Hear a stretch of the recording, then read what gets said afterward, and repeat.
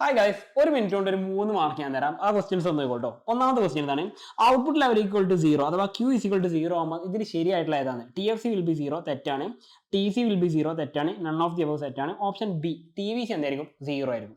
രണ്ടാമത്തെ ചോദ്യം, when the total utility is maximum അഥവാ നമ്മുടെ TU എന്ന് പറയുന്നത് മാക്സിമം, സെക്കൻഡ് ചാപ്റ്റർ ആട്ടത്.